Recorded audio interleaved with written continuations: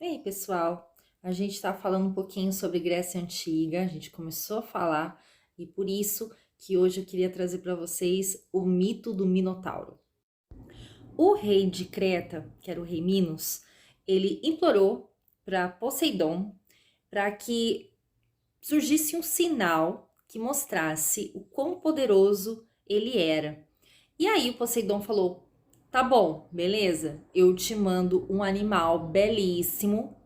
Ignore o barulho dos carros." Poseidon então aceitou com a condição de que o animal fosse sacrificado, né, em nome dele, pouco tempo depois. Aí o rei Minos aceitou e aí ele viu e toda a população viu surgir das águas aquele touro maravilhoso. Deu tudo certo.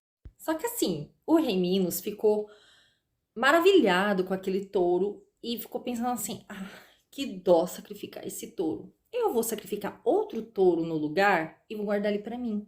Ele se afeiçoou, ele praticamente estava adorando o touro. Só que não se engana um deus. E Poseidon percebeu que foi enganado, ficou furioso e penalizou o rei Minos de uma forma muito louca. Ele fez com que a esposa do rei Minos se apaixonasse pelo touro.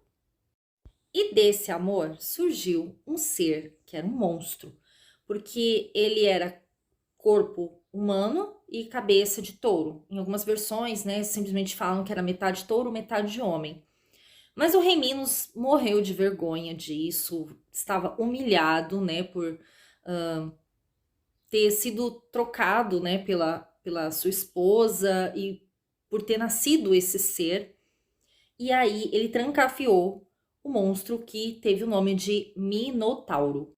E foi aí que ele mandou construir um grande palácio que em seu subsolo tivesse um labirinto que unisse vários aposentos, mas principalmente que fosse tão complexo a ponto de que quem entrasse não conseguisse mais sair. Por algum motivo, não conseguiram matar o Minotauro nem quando ele nasceu.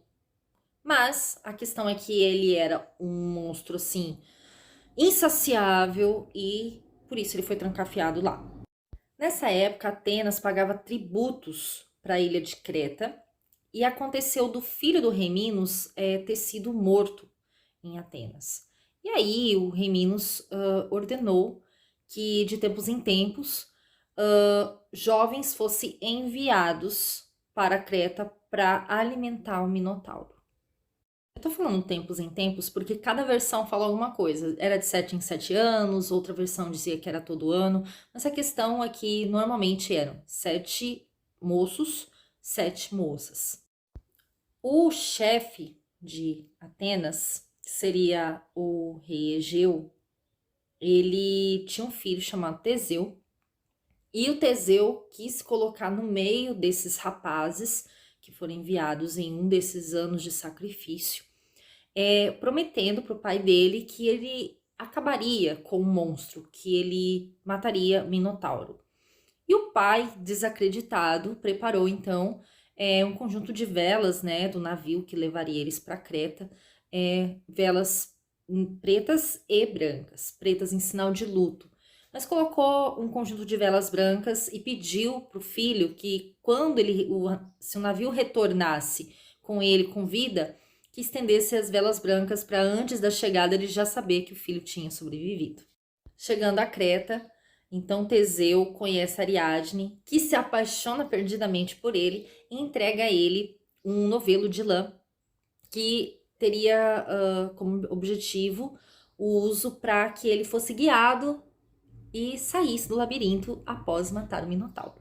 A condição era que quando ele retornasse do labirinto vitorioso, ele casasse com Ariadne e a levasse da ilha de Creta. Teseu saiu vitorioso do labirinto, matou o Minotauro e trouxe Ariadne junto com os outros jovens sobreviventes no navio de volta para casa. Só que no caminho eles pararam em Naxos e Ariadne acabou adormecendo na praia e eles partiram simplesmente sem ela. Teseu abandonou Ariadne. Não bastasse esse vacilo, o Teseu esqueceu de armar as velas brancas, né? Porque ele estava voltando vivo. E aí, o pai dele, que estava assistindo de longe o navio chegando com as velas pretas, ele achou que era em sinal de luto que o filho tinha morrido e se jogou ao mar. E é por isso que o mar se chama Egeu. O pai dele se suicidou achando que o filho estava morto. Nossa, Teseu, vacilão, hein? Em 1894, Arthur Evans liderou vários trabalhos de escavações, né, nessa área e descobriram, por exemplo, o Palácio de Knossos. É um palácio com 22 mil metros quadrados, tinha pelo menos uns 4 andares e mais ou menos 1.500 salas. Realmente tinha um labirinto, né? Eram passagens bem complexas e era o palácio mais importante daquele lugar, naquele período. Várias esculturas, relevos, afrescos tinham imagens do touro e do machado de 2 gumes, provavelmente símbolos sagrados para a civilização minoica. Isso quer dizer então que a história do Minotauro é verdade? Não. A história do Minotauro é uma alusão à perversidade do rei Minos. E agora eu vou fazer um parênteses, porque todas essas informações que eu disse até agora e as que eu vou ainda dizer, eu retirei do site da professora Joelza Esther Domingues, do site Ensinar História. Ela é professora e também escritora de livros didáticos. A derrota do Minotauro para o Teseu significa a oposição de Atenas a Creta e também a sua vitória, né? Assim como o labirinto para a civilização minoica significava o caminho de autorreflexão. O fio do novelo que Ariadne deu para o Teseu significa a sabedoria, né? Como encontrar o caminho correto, a luz. Ariadne significava um mundo matriarcal, né? Então, o que ela fazia também por amor. Se por um lado Ariadne significava o matriarcado, por outro lado Teseu significava então o nascimento de uma sociedade patriarcal. E esquecer ou deixar, abandonar Ariadne para trás em Naxos, na praia, significa então que uma sociedade patriarcal estava se sobrepondo a uma sociedade matriarcal, excluindo, por exemplo, a mulher da cidadania.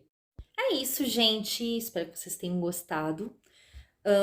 Quem sabe eu trago mais histórias mitológicas e algumas reflexões. E eu também estou esperando que vocês contribuam também, que vocês falem se vocês já conheciam o mito do Minotauro, quais os filmes ou referências que vocês tiveram já sobre o Minotauro. Eu vi alguns filmes que eu não achei muito bons. Eu achei um de 2006, que eu achei por ser mais recente, mas o filme é muito ruim. Muito ruim, mudaram muita coisa na história, viajaram legal. É mais um filme de terror mesmo. E aí eu lembrei do Hércules, que fez vários filmes. Tem um de 94, se não me engano, 1994, que era sobre o labirinto do Minotauro, mas demora muito para chegar na parte do Minotauro e eu perdi a paciência. Mas eu gostava de assistir Hércules e Xena. E vocês?